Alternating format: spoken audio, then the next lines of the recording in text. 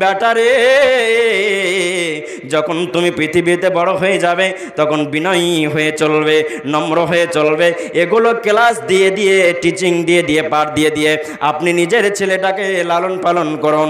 যেমন লোকমান নিজের ছেলেকে পাশে ডেকে বলেছিলেন, বেটা লোকমান তার সন্তানকে ডেকে বলছেন, ও বেটা, ইয়া বুনাইয়া, বেটারে, লা তুশরিক বিল্লাহ ইন্না শিরকা লা যুলমুন আযীম। বেটা, যখন তোমার বয়স বড় হয়ে যাবে, খবরদার তুমি আল্লাহর সঙ্গে কাউকে অংশীদার করবে না, কাউকে আল্লাহর জায়গায় আসনে কাউকে বসাবে না। শুধু তাই নয়, ওয়ালা তুসাইর খাদ্দাকা লিন্নাস, ওরে আমার বেটা, জমিনে যখন তুমি চলবে অহংকার করে চলবে না, গাল ফুলিয়ে ফুলিয়ে চলবে না। নিজের সন্তানকে যেমন লোকমান পাশে ডেকে ডেকে বলছেন, এই রকম পাশে ডেকে ডেকে নিজের ছেলেকে প্রতিদিন টিচিং দেবেন। শুধু তাই নয়, নিজের কলিজার টুকরাটাকে বলবেন, বেটা আমার, ওয়ালা তামসি ফিল আরজি মারহা। লোকমান যেমন নিজের সন্তানকে বলেছিলেন, অহংকার করে চলিস না, গাল ফুলিয়ে ফুলিয়ে চলিস না, জমিনে যখন চলবি দাম্ভিকতা নিয়ে চলবি না, বিনয়ী হয়ে চলবি, ভদ্র হয়ে চলবি, আপনার কিনা শালীন হয়ে চলবে। খবরদার বুক ফুলিয়ে ফুলিয়ে, বুক চিতিয়ে চিতিয়ে চলবি না। তোমাকে যেন একটা ভদ্র মানুষ মনে করে, একটা চরিত্রবান মানুষ মনে করে। জমিনের ওপরে বেটা লাফ লাফ দিয়ে জীবনেও চলবি না বেটারে, কারণ হচ্ছে এই জমিনের মাটি থেকে তোমাকে তৈরি করা হয়েছে, এই জমিনে তোমাকে খেয়ে হজম করবে। খবরদার খবরদার বেটা, আল্লাহর সঙ্গে কাউকে অংশীদার করবে না, অহংকার নিয়ে চলবে না, জমিনের ওপরে দাপিয়ে দাপিয়ে চলবি না বলে নিজের সন্তানকে যেমন ওসিয়ত করছেন। আপনার ছেলেটা যখন জন্ম লাভ করবেন, এ বলে টিচিং দিতে থাকবেন, প্রায় 10 বছর পর্যন্ত আপনি ক্লাস দিতে থাকেন। নামাজ পড়তে যাবেন, সঙ্গে করে নামাজ পড়তে নিয়ে যাবেন। টিভির আড্ডাতে দেবেন না, মোবাইলে গেম খেলতে বাচ্চাটাকে দেবেন না, আপনার কিনা সিরিয়াল দেখতে দেবেন না। যদি এগুলো দেওয়া হয়, আল্লাহ রাব্বুল আলামিন আপনার ছেলেটার মগজটাকে সাদা পেপার বানিয়েছেন। যদি আপনি সিরিয়াল দেখতে দেন, গান বাজনা যদি শুনতে দেন, আপনার কিনা ক্যারাম বোর্ড যদি খেলতে দেন, তাহলে ব্রেন যে সাদা কাগজের মতো হয়ে আছে, তার ব্রেনে ইফেক্ট পড়বে, আস্তে আস্তে ওদিকে চলে যাবে। খবরদার খবরদার, এইগুলো করতে দেবে না। এই করে ক্লাস আপনি দিতে থাকুন। আপনার ছেলেটা কিভাবে চরিত্রবান হবে, কিভাবে নেককার হবে, আর আপনার ছেলে, আমার ছেলে, গোটা সমাজ ব্যবস্থার ছেলেগুলোকে এইভাবে যদি আমি তৈরি করি, তাহলে সমাজ ব্যবস্থাটা জান্নাতের টুকরা তৈরি হয়ে যাবে। আমরা মানুষ আর হানাহানি করব না, মানুষকে আমরা লুটতে পারবো না, কাউকে জোর গলাতে আমরা কথা বলবো না, কারণ মাল আমরা অবৈধভাবে আমরা ছিনিয়ে নেব না, কাউকে আমরা মানুষকে কটু কথা বলবো না। বিশ্বনবী বলেছেন, যখন তুমি টিচিং দিবে, ক্লাস দিবে প্রথম থেকে, তখন আল মুসলিম মান সালিমাল মুসলিমুনা মিন লিসানি ওয়া ইয়াদিহি, বেটারে, যখন জমিনে চলবে, খবরদার দুনিয়া যতদিন বেঁচে থাকবি বেটা, কোনো মানুষকে কষ্টদায়ক কথা বলবি না, চোখ রাঙিয়ে কথা বলবি না, কাউকে গালি দেবে না। নবীর হাদিস হচ্ছে, ওই লোকটা কোনোদিন জান্নাতে যাবে না, ওই লোকটা কোনোদিন স্বর্গে যাবে না। নবীজি বলেছেন, আল মুসলিমু মান সালিমাল মুসলিমুন মিন লিসানিহি ওয়া ইয়াদিহি, ওই লোকটা প্রকৃত মুমিন নয়, যার হাত দ্বারা মানুষ বেঁচে থাকে না, যার জবান দ্বারা বেঁচে থাকে না। শুধু তাই নয়, বিশ্বনবী বলেছেন, ওয়াল্লাহি লা ইউমিনু ওয়াল্লাহি লা ইউমিনু ওয়াল্লাহি লা ইউমিনু, খোদার কসম সেই লোকটা মুমিন নয়, খোদার কসম সেই লোকটা মুমিন নয়, খোদার কসম সেই লোকটা মুমিন নয়। হাত্তা লা ইউজারু বাওয়াইকাহু, যার চরিত্রে, যার ব্যবহারে, যার আখলাকে, যার শিষ্টাচারে, মানুষের কথার মাধ্যমে যে লোকটা সন্তুষ্ট লয়, সেই লোকটা জীবনেও কোনো দিন মুমিন হতে পারে না, পারে না, পারে না। নিজের সন্তানটাকে বলবে, বেটারে তোমার প্রতিবেশী যারা বসবাস করবে, যাদের সঙ্গে চলাফেরা করবে, এক কথায় পৃথিবীর কোনো মানুষকে কোনো দিন কষ্টদায়ক কথা বলবি না। আল্লাহ বলছেন, বান্দারে সারা পৃথিবীর মানুষ যদি নামাজ না পড়ে, কোনো মানুষ যদি নামাজ না পড়ে, তাহলে আমি ইচ্ছা হতে গেলে ওই লোকটাকে আমি জান্নাতে দিয়ে দিতে পারি। কোনো মানুষ যদি নামাজ না পড়ে, আমার ইচ্ছা হতে গেলে, আমার রহমত হতে গেলে লোকটাকে আমি জান্নাত দিয়ে দেব, স্বর্গেও দিয়ে দেব। কিন্তু কোনো মানুষকে যদি কোনো মানুষের হক নষ্ট করে দেয়, কাউকে যদি আপনার কষ্ট দেয়, কাউকে যদি ব্যথা দেয়, জীবনেও কোনো দিন লোকটা জান্নাতে যাবে না। সমাজ ব্যবস্থাটা ঝাঞ্ঝরা হয়ে গেছে, বরবাদ হয়ে গেছে। আল্লাহ রাব্বুল আলামিন তিনি বলছেন, ওয়াতুন নিসা সাদকাতিহিন্না নিহিলা। ওরে যুবকের দল, যখন তোরা বিবাহ করতে যাবি রে, আনন্দ চিত্তে তোমার অর্ধাঙ্গিনীকে মোহর দিয়ে দাও। একটা যেমন জমি তুমি কিনবে, এর জন্য তোমাকে বিনিময় লাগবে। ফ্রিতে জমিটা পাওয়া যাবে না, ফ্রিতে তোমাকে দেবে না। বাপ মা বহু কষ্ট করে একটা জমি লালন পালন করেছে। ওরে আমার বান্দারা, একটা মেয়েকে যখন তোমার গৃহিণী বানিয়ে নিয়ে আসবে, তোমার বাড়ির যখন বউ বানিয়ে নিয়ে আসবে, তোমার বাড়ির যখন একটা সুন্দর বউ বানিয়ে নিয়ে আসবে, মেয়েটাকে ফ্রিতে আনতে যেও না, ফ্রিতে আনতে যেও না। তোমার ক্ষমতা আছে 10,000 টাকা, 10,000 টাকার মোহর দাও। 20,000 টাকা আছে, 20,000 টাকা দাও। জীবনেও কোনো দিন তাকে বেগার বিয়ে, আপনার মোহর না দিয়ে বিয়ে করতে যেও না। আল্লাহর নবী, বিশ্ব নবী বলছেন, ইয়া মাশারান নিসা, ইয়া মাশারাস শাবাব মান ইসতাতা মিনকুমুল বাআ। ওরে আমার উম্মত, তোমাদের মধ্যে যদি 3টা জিনিস থাকে তাহলে বিবাহ করতে যাও। যদি 3টা জিনিস না থাকে, জীবনেও বিবাহ করতে যেও না। আল্লাহর নবী, বিশ্বনবী বলছেন, 3টা জিনিস যদি থাকে, নাম্বার 1, মোহর দেওয়ার যদি ক্ষমতা থাকে তাহলে তুমি বিবাহ করো। তোমার যদি ভরণ পোষণ নেওয়ার যদি তোমার দেওয়ার ক্ষমতা থাকে তাহলে বিবাহ করো। তার যদি জীবনের দায়িত্ব নেওয়ার ক্ষমতা থাকে তাহলে বিয়ে করো, নইলে বিয়ে করিও না, বিয়ে করিও না। সমাজে একটা বড় ব্যাধি চলে এসেছে, সামাজিক একটা রোগ চলে এসেছে। দিল্লি কাটা ছেলে হতে গেলেও, বোম্বাই কাটা ছেলে হতে গেলেও তাকে অ্যাপাচি গাড়ি লাগবে। জি জি, অ্যাপাচি গাড়ি লাগবে।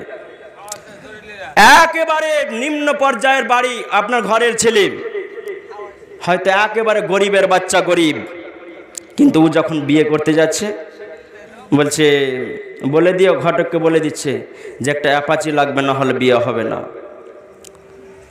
শুধু আমি নয়, আমার ভাই, আপনার ভাই, সমাজে যত মানুষ আছে সবাই বলছে, সবার ছেলে বলছে গাড়ি লাগবে, 4 চাকা লাগবে, সুপার স্প্লেন্ডার লাগবে, নইলে বিয়ে হবে না, হবে না।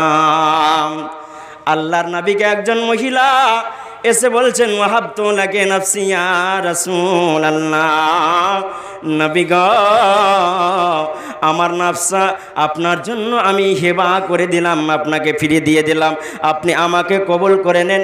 একবার নয়, দুবার নয়, 3বার বলছেন, বারবার করে নবীকে বলছেন, নবী আপনাকে আমি হেবা করে দিলাম, আমার আপনি জানটা আপনি নিয়ে নেন, আমার ইজ্জতটা আপনাকে হেবা করে দিচ্ছি। নবীজি বলছেন, না না, আমার আর কোনো প্রয়োজন নাই। একজন সাহাবী ওখানে বসেছিলেন, ওই সাহাবীটি বলছেন, হুজুর আমার অর্ধাঙ্গিনী নাই, আমার স্ত্রী নাই, আপনি আমাকে তার সঙ্গে বিবাহটা দিয়ে দেন। নবীজি বলছেন, যখন তুই বিয়ে করবি রে, যখন তুই বিয়ে করবি, ফ্রিতে বিয়ে হবে না। এর জন্য দেনা লাগবে, এর জন্য পয়সা লাগবে, টাকা লাগবে, জমি লাগবে, বাড়ি লাগবে। যেটা তোমার ক্ষমতা আছে সেটাই তুমি দাও, যেটা তোমার সামর্থ্য আছে সেটাই তুমি দাও। বেগার টাকাতে বিয়ে হবে না, বিনা জমিতে বিয়ে হবে না। কিছু তো টাকা লাগবে, কিছু তো পয়সা লাগবে। যাও, নবীজির সাহাবীটি বলছেন, হুজুর আমার কাছে কিছু নাই, আমি গরিবের বাচ্চা, গরিব, আমি একজন অসহায় মানুষ, আমার কাছে ঠিক না, কিছু নাই। আল্লাহর নবী বলছেন, ইজহাব ইলাল বাইত, ওরে আমার সাহাবী তুমি বাড়ি চলে যাও, যাওয়ার পরে তুমি দেখো তোমার বাড়িতে কিছু আছে না নাই। আল্লাহর নবী যখন অর্ডার করলেন, সাহাবীটা বাড়ি গেল, যাওয়ার পরে কিছুই পেল না। আল্লাহর নবীর কাছে ওয়াপাস এলেন, ফিরে এলেন, আল্লাহর নবীকে বলছেন, হুজুর কিছুই পেলাম না, কিছুই আমার বাড়িতে নাই। আবার বলছেন, যা যা, যদি তোর বাড়িতে একটা যদি লোহার আংটি থাকে সে আংটিটাও লিয়াও, ওয়ালাউ খাতিমান বিহাদিদিন মিন হাদিদিন, যদি আপনার লোহার একটা আংটি থাকে তার বিনিময়েও তোকে আমি বিয়ে পড়িয়ে দেব। বন্ধুরে আমার, আবার গেলেন সে সাহাবীটা, যাওয়ার পরে আবার চেক করলেন, চেক করার পরে আবার পাওয়া গেল না। আল্লাহর নবীর কাছে ফেরত এলেন, হুজুর আমার বাড়িতে লোহার আংটি পর্যন্ত নাই, আমি যাই, আমি মেয়েটাকে বিয়ে করার জন্য বিদেশে চলে যাই, ইনকাম করব, টাকা নিয়ে আসবো, তারপরে বিয়ে করব। আল্লাহর নবী বলছেন, ওরে সাহাবী শোন, তোর কাছে যখন টাকা নাই, পয়সা নাই, তো তোমার কি কোরআনের আয়াত মুখস্থ আছে কি, কোনো সূরা কি মুখস্থ আছে? আল্লাহর নবীকে বলছেন, হুজুর কাজা, সূরা কাজা, সূরা তো কাজা, সূরা তো কাজা। আল্লাহর নবী সূরা মুজাম্মিল মুখস্থ আছে, সূরা বাকারা মুখস্থ আছে, সূরা ইউনুস মুখস্থ আছে, এতগুলো আমার আয়াতের মধ্যে আছে। আল্লাহর নবী মেয়েটাকে বলছেন, ওরে মহিলা, এর বিনিময়ে তোমার বিয়েটা করিয়ে দিলাম, এতে কি সন্তুষ্ট? তুমি রাজি না রাজি নয়? মেয়েটা বলছেন, হুজুর আমার চাইতে ভাগ্যবান আর কে হতে পারে, আমার মতো লাকি আর কে হতে পারে যে আমি সূরার বাদাউলাতে আমি বিয়ে করলাম, যে আমাকে সূরা শিখাবে, আমাকে কোরআনের আয়াতগুলো রাত্রিবেলায় স্বামী স্ত্রীতে যখন ঘুমাতে যাব সেগুলো আমাকে পড়াবে। আমার টাকার দরকার নাই, জমির দরকার নাই। বন্ধুরে, যেটা বলতে চাইছি, বিনিময়ের বাদাউলাতে বিবাহ হলো। আর আজ বর্তমান জামানায় সমাজ ব্যবস্থাটা এত ন্যাংটা হয়ে গেছে, ঝাঁঝরা হয়ে গেছে, যে আপনার অ্যাপাচি না হতে গেলে, 4 চাকা না হতে গেলে, সুপার স্প্লেন্ডার না হতে গেলে, 1 লক্ষ টাকা না হতে গেলে বিবাহ হবে না। আজকের খবর বলছি আপনাকে, আজকের খবর বলছি আপনাকে, ট্রেনে আসছি তো একজন মহিলা বলছেন, বাপ, কি মা বলছেন? বলে, মা, আব্বু আমার মেয়ের বিয়া, আমার মেয়ের বিয়ে দিতে পারছি না বাপ। কেন মা, কেন মা? আমার মেয়েটার গরিব, এই জন্য টাকা দিতে পারিনি বলে মেয়ের বয়স 25 বছর হয়ে গেল। যে বহু বাড়িতে টাকা দিতে পারছে না বলে মেয়েরা আপনার জমা হয়ে থাকছে, যারা দিতে পারছে তাদের মেয়ের বিয়ে হচ্ছে। মেয়েটা বলছেন, আব্বু রে, আজ 25 বছর কেটে গেল, টাকা দিতে পারেনি বলে ফ্রিতে ভাবছিলাম বিয়ে দিব, কিন্তু বিয়ে হচ্ছে না।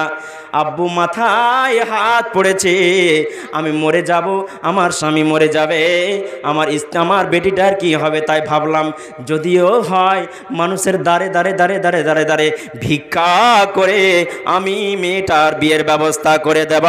এর জন্য বাবা রে, তোর দরবারে এলাম, তুমি আমাকে একটু কিছু দিয়ে দাও, আমার মেয়ের জন্য 2 টাকা বা 5টা 20টা টাকা দাও। মেয়েটা কান্না করছে। বন্ধুরে, ওরে আমার যুবক ভাইরা, ওরে আমার গার্জেন বাবাজিরা, আজকে সমাজের নারী এবং পুরুষরাকে ভিক্ষার রাস্তায় পথে নামিয়ে দিয়েছে। বন্ধু, যারা পণ নিয়ে বিবাহ করে, যারা আপনার কিনা পণ নিয়ে গাড়ি নেয়, এরা তো ভিখারি নয়, এরা ইন্টারন্যাশনাল ভিখারি। এরা ভিখারি নয়, ইন্টারন্যাশনাল ভিখারি। এর চাইতে বড় ভিখারি আর কেউ নাই। শুধু তাই নয়, আল্লাহ বলছেন ওয়াতুন নিসা সাদকাতিহিন্না নিহলা, আনন্দে চিত্তে তোমার বিবিকে মোহরানা দিয়ে নিয়ে এসো। সমাজ ব্যবস্থাটা ঝাঁঝরা হয়ে গেল। আপনার সন্তানটা চরিত্রবান কি করে হবে, নেককার হবে? বলেন, অনেক মায়ামন আছেন, অনেক বাবা আছেন যে নিজের বিটির বিবাহ দেওয়ার জন্য বাড়িটা পর্যন্ত বন্ধক রেখে দেয়। বেটা যদি তোমাকে টাকা দিতে পারি তাহলে তোমাকে আমাকে বাড়িটা দেবে, যদি না দিতে পারি তাহলে আমাকে বাড়ি দিও না। দেখা গেল ঋণ শোধ করবে করবে করবে করবে বলে 5 বছর কেটে গেল, 10 বছর কেটে গেল, ঋণ পরিশোধ করতে পারলো না, লক্ষ লক্ষ লক্ষ টাকা হয়ে গেল। শেষ পর্যন্ত বাড়িটা বিক্রি হয়ে গেল। মেয়েটা আর বাড়িতে থাকতে পেল না, জমি আর নাই, কিছু নাই। শেষ পর্যন্ত তাদের ঠিকানা গোয়াল ঘরে হলো, তাদের ঠিকানা স্টেশনে হলো। এই যে এদেরকে ভিখারি বানিয়ে দিলাম, এর জন্য আল্লাহর আদালতে গোটা সমাজ ব্যবস্থাকে জবাব দিতে হবে রে। যারা গার্জেন আছো, যারা আপনার কিনা বাবা আছো, তাদেরকে জবাব দিতে হবে। যারা বিচারক আছো তাদেরকে জবাব দিতে হবে। যারা গ্রামের বিচার মণ্ডল আছো তাদেরকে জবাব দিতে হবে। বন্ধুরে, মেয়েটাকে আজকে আমি শূন্য বানিয়ে দিলাম যে একটা মেয়ের বিবাহ দেওয়ার জন্য আজ সে খালি হাতে মানুষের দ্বারে দ্বারে ঘুরে বেড়াচ্ছে। বাড়ি বিক্রি হয়ে গেল, গাভীটা বিক্রি হয়ে গেল, সোনা দানি চাঁদি যা ছিল সবই বিক্রি হয়ে গেল। শান্তির পরিবেশ যদি নিতে হয়, ঈমানওয়ালা চরিত্রবান সন্তান যদি নিতে হয়, আল্লাহর কাছে দোয়া করতে হবে, আল্লাহর কাছে দোয়া করতে হবে। ঈমানের বাদাউলাতে বিশ্ব নিয়ন্তা আল্লাহ সুবহানাহু ওয়া তাআলা পৃথিবীর পরিবেশটাকে আল্লাহ জান্নাতের টুকরা বানিয়ে দেবেন। আপনার ছেলে যদি চরিত্রবান হয় তাহলে ইহকাল পরকাল 2 জায়গায় আপনি ধন্য। দুনিয়াতে আপনি যখন বার্ধক্যে যখন আপনি পৌঁছাবেন শান্তি পেয়ে যাবেন। আপনার ছেলেটা আপনার কিনা লালন পালন করবে, সেবা যত্ন করবে, আদর আপ্যায়ন করবে, সবই করবে।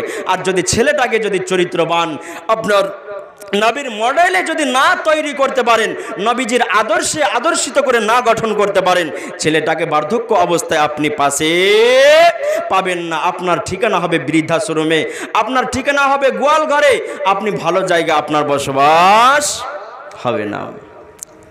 ঈমান থাকতে গেলে কি হবে? ঈমান থাকতে গেলে কি হবে? শান্তির পরিবেশটা কি হবে? পৃথিবীতে পুরস্কার আপনি পাবেন।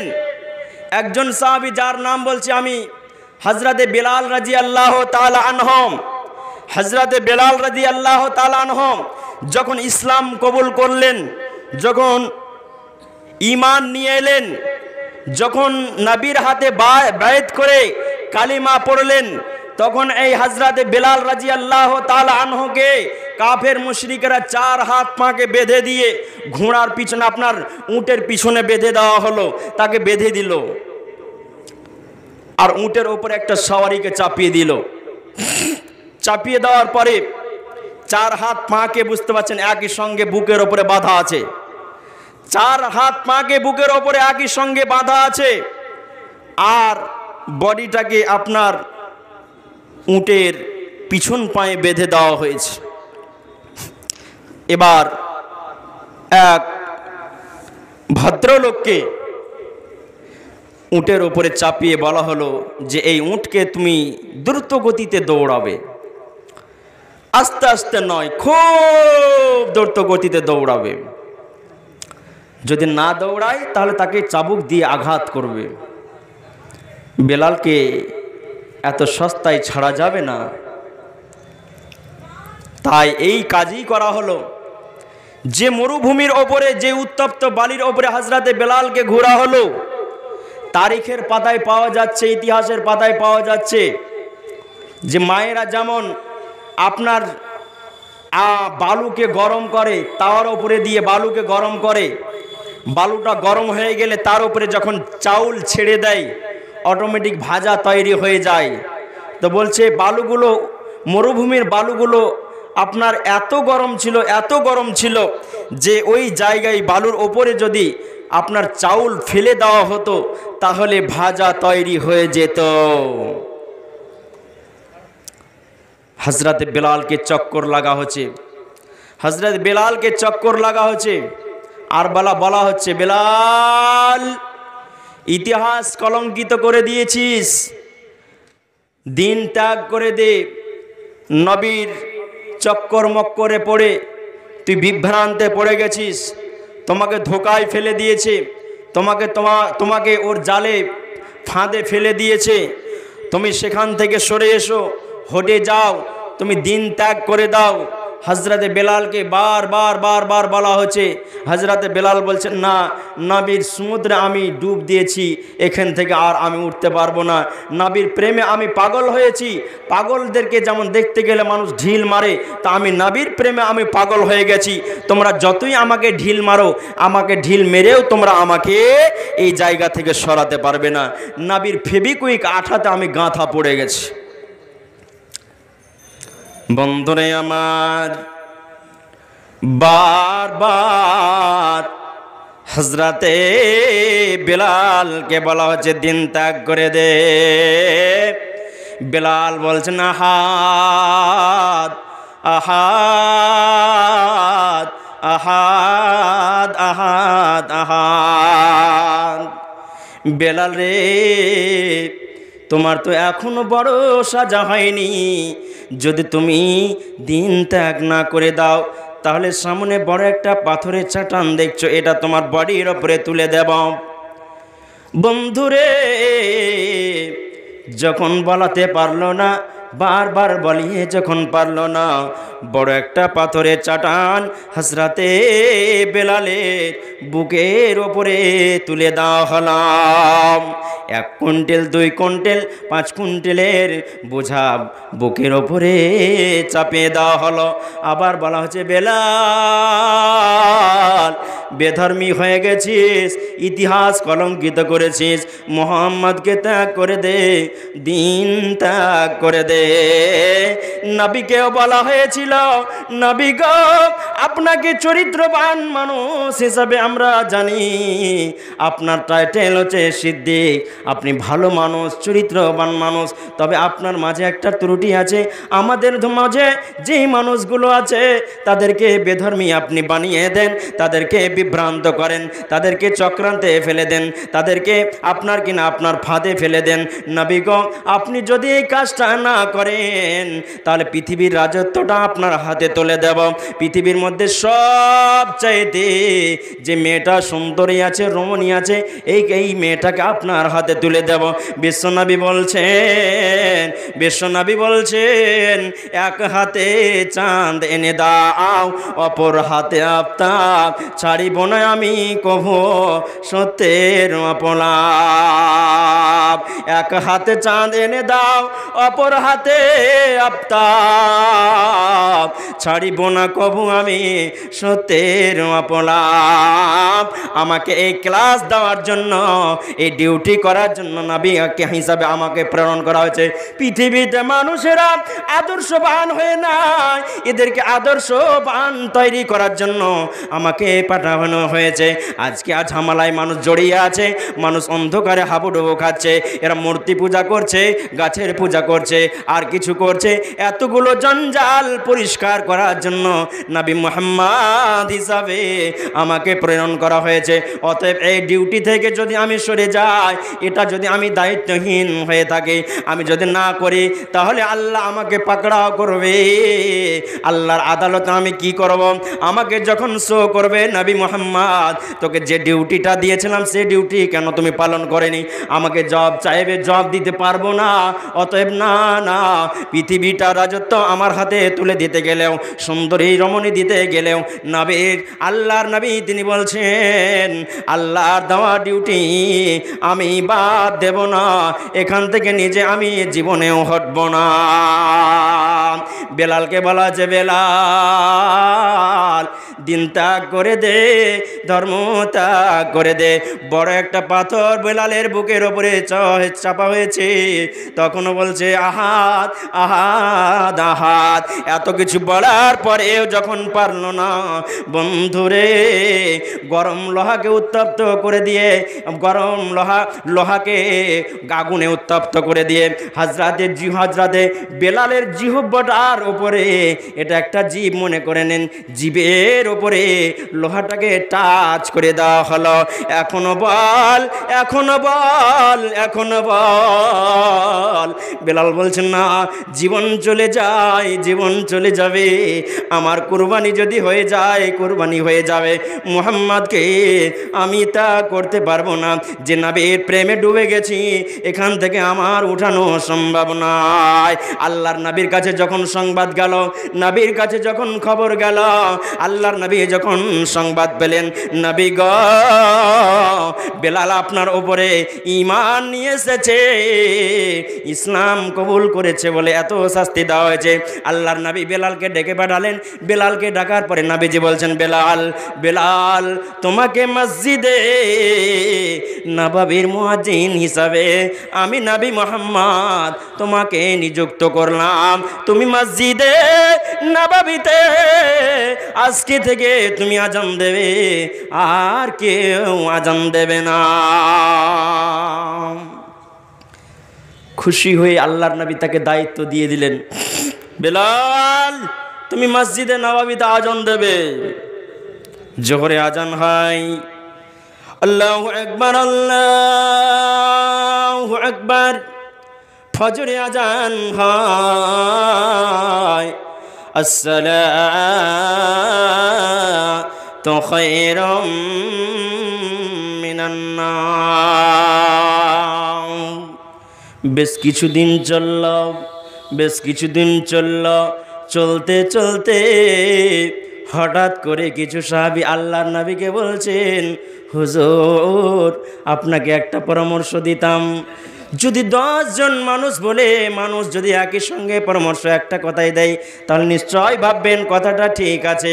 মনে করুন আপনার 10টা সন্তান সন্ততি আছে, সবাই বলছে আব্বু এই কাজটা করিয়েন না, এই কাজটা করুন, এটা ঠিক নয়, এটা বেঠিক, আব্বু জান আজকে যেন না।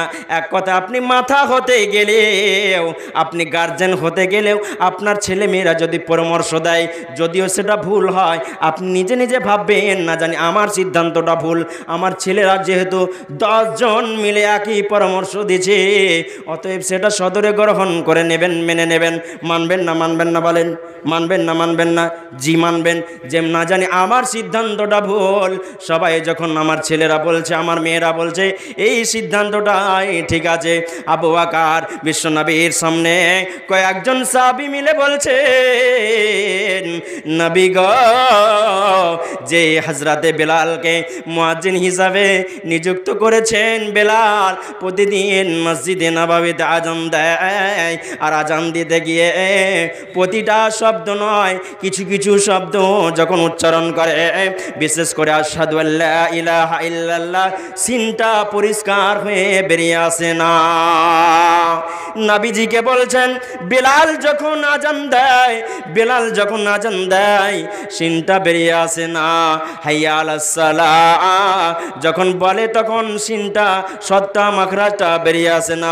অতএব নবী গো আমাদের মাঝে এমন কিছু আপনার সাহাবী আছে যাদের কণ্ঠ ভালো, যাদের সুর ভালো, মাখরাজ ভালো, অতএব নবী গো আপনি তাকে বাদ দিয়ে, তাকে অপসারিত করে দিয়ে, তাকে চাকরি থেকে বহিষ্কার করে দিয়ে আমাদের মধ্যে থেকে কাউকে মসজিদে নববীর মুয়াজ্জিন হিসাবে নিযুক্ত করে দেন। যখন নবীকে পরামর্শ দিলেন, ফজরের নামাজ পড়ে আল্লাহর নবী বিশ্বনবী বলছেন, বেলাল বেলাল বেলাল বলছেন লাব্বাইকা ইয়া রাসূলুল্লাহ। বলেন হুজুর গো আপনি এখানে আছি কি বলছেন বলেন। বেলালকে বলছেন বেলাল রে আগামী কালকে থেকে তুমি মসজিদে নববীতে আর আজান দেবে না। যেমনই বলা আর আজান দেবে না, আর তোমাকে ডিউটি পালন করতে হবে না, দায়িত্ব নিতে হবে না বেলাল, আর মসজিদে নববীতে তোমাকে আজান দিতে হবে না। যেমনই বলা হযরতে বেলালের মাথার উপরে যেন আকাশটা ভেঙে পড়ল। না জানি এত সম্মানের জায়গাটা আমার হারিয়ে গেল, কি অপরাধ করলাম, কি ভুল করলাম বুঝি আমার আসছে না। এত বড় সম্মানের কথা, সম্মানের জায়গা আমার হাত ছেড়া হয়ে গেল।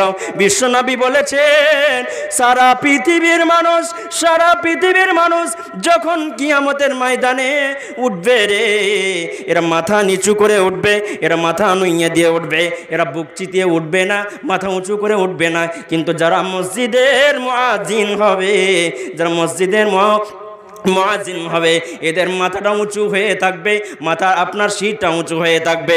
তাই এত সম্মানের জায়গা পেয়েছিলাম, না জানি কি ভুল করলাম, কি অপরাধ করলাম, আজকে আমাকে মসজিদে নববীর জায়গা থেকে, ডিউটি থেকে অপসারিত করে দেওয়া হলো।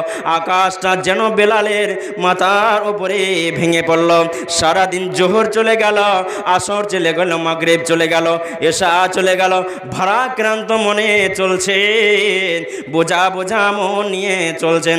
বন্ধুরে গভীর রাতে ইশার নামাজ পড়ার পর হযরতে বেলাল দুটি হাত তুলেছেন আল্লাহর কাছে, মাবুদকে বলছেন ইয়া ইলাহাল আলামিন, মাবুদ বেলালকে না জানি পৃথিবীতে যত মানুষ তুমি তৈরি করেছ, না জানি সব চাইতে আমাকে নাটা বানিয়েছে, এর জন্য আমার কোনো আফসোস নাই, দুঃখ নাই।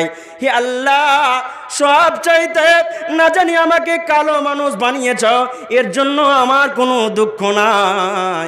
মালিক রে বেলালের যে দাঁতগুলো বাড়িয়ে বড় বড় তৈরি করেছ, সামনের দাঁতগুলো লম্বা লম্বা হয়ে আছে, সামনের দাঁতগুলো আপনার কিনা উটের যে আপনার কিনা হাতির যে লম্বা লম্বা দাঁত থাকে, এত লম্বা লম্বা দাঁত তৈরি করেছো, এতে আমার কোনো দুঃখ নাই, কষ্ট নাই। হযরতে বেলালের ঠোঁটগুলো লম্বা আপনার মোটা মোটা বানিয়েছো, এ তো আমার কোনো দুঃখ নাই, কষ্ট নাই। মাবুদ আল্লাহ রব মালিক তোমার কাছে প্রার্থনা একটা রাখলাম, মসজিদে নববীর ডিউটি থেকে যদি অপসারিত করা হয়, আল্লাহ তোমার জান্নাতুল ফেরদাউসের মুয়াজ্জিন হিসাবে বেলালকে নিযুক্ত করে দাও। বন্ধুরে যেমনই দোয়া করলেন, হযরতে জিবরিলকে পাঠালেন আল্লাহর নবীর কাছে, যাও তাকে বলে দাও যে আজকে কে মুয়াজ্জিন মসজিদে নববীতে আজান দিয়েছে, আজকে আমার আরশে আজিম পর্যন্ত পৌঁছায়নি। বেলাল যতদিন আজান দিয়েছে তার ধ্বনি আমার আরশে আজিম পর্যন্ত পৌঁছেছে। যাও নবী মুহাম্মদকে বলে দাও আজকে বেলাল মোনাজানি আজান দেয়নি, যার জন্য আমার আরশে আজিম পর্যন্ত পৌঁছায়নি। নতুন মুয়াজ্জিন কিয়ামত পর্যন্ত যদি আজান চালিয়ে যায়, নতুন মুয়াজ্জিন যদি মসজিদে নববীতে কিয়ামত পর্যন্ত যদি আজান চালিয়ে যায়, পূর্ব দিকে সূর্য আর উদিত হবে না, পশ্চিম দিকে সূর্য ডুববে না, সারা পৃথিবীর মানুষকে অন্ধকারে আমি রেখে দেব, আর আলো মানুষ দেখতে পাবে না। আর পৃথিবীর মানুষ আলো দেখতে পাবে না। হযরতে বেলাল রাদিয়াল্লাহু তাআলা আনহু যতদিন আজান দিয়েছেন সেই ধ্বনি আমি শুনতে পেয়েছি। বেলাল যতক্ষণ পর্যন্ত মসজিদে নববীতে আজান না দেবে ততক্ষণ পর্যন্ত আর এই আপনার সূর্য পূর্ব দিকে উঠবে না। যাও নবী মুহাম্মদকে বলে দাও পশ্চিম দিকে আর ডুববে না, কিয়ামত পর্যন্ত আমি অন্ধকার বানিয়ে রেখে দেব, সারা পৃথিবীর মানুষ আর আলো দেখতে পাবে না। জীবন্ধু আল্লাহর নবীকে যখন এই কথা বললেন, আল্লাহর নবী তিনি আবার বেলালকে বলছেন, বেলাল বেলাল কোথায় আছো গো? জি হুজুর বলেন। বলে তুমি আজান দাও, আজান দাও। কত সম্মান দেখছেন, কত ইজ্জত দেখছেন, আল্লাহ ওহী করছেন। জিবরিল আমিনকে পাঠাচ্ছেন, যাও তাকে বলে দাও কিয়ামত পর্যন্ত আমি পৃথিবীটাকে অন্ধকার আমি রেখে দেব।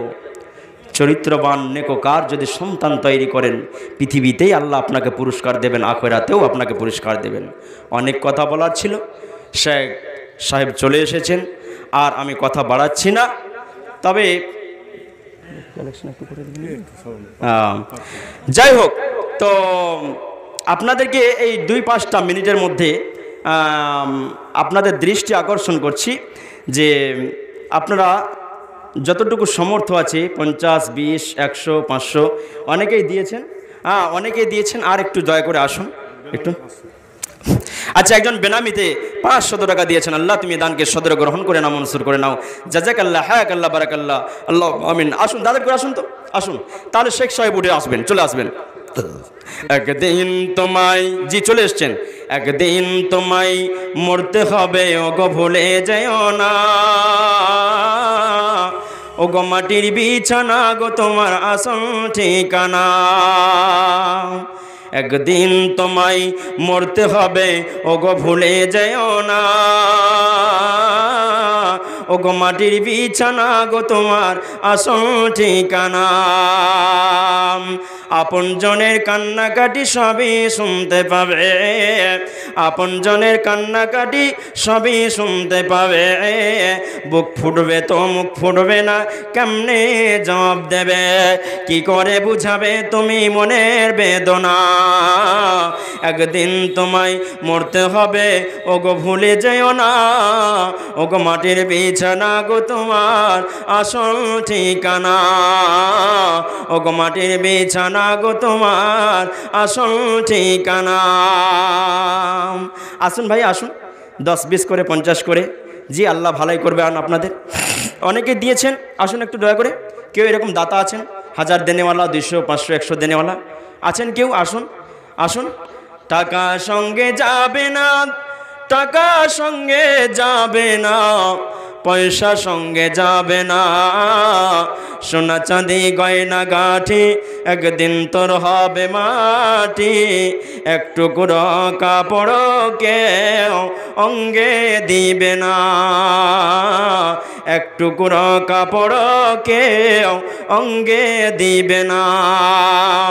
পাকাম ঝুলিতেছে, পাকাম ঝুলিতেছে, বোঠায় রস নাই, কবে ঝড়ে পড়ে যাবে, বেশি দেরি নাই। আমাদের জীবনটা সেই পাকা আমের মতো বুঝি, আজকে যেটুকু আমি দান করে যাব সেটাই আমাদের কাজে আসবে। তো যাই হোক, আর কথা বাড়াচ্ছি না। সকলে ভালো থাকুন, সুখে থাকুন, ভুল ত্রুটি মার্জনীয়। অনেকেই হয়তো মনে মনে ভাবছেন যেগুলো প্রয়োজন ছিল না। আমি ভাই কোরআন হাদিসের বাইরে কথা বলেনি। মা আয়েশা স্বয়ং তিনি বলছেন, মা আয়েশা তিনি স্বয়ং বলছেন এবং আল্লাহ বলছেন, ইন্নাল্লাহা লা ইয়াস্তাহি মিনাল হক। যেটা মানুষের, জি ইন্নাল্লাহা লা ইয়াস্তাহি মিনাল হক, এটা আমার বাবার জমিদারি কথা নয়। এমন কোন একজন মানুষ এখানে রেখেছিলেন, যে এটা আমার বাবার জমিদারি কথা নয়।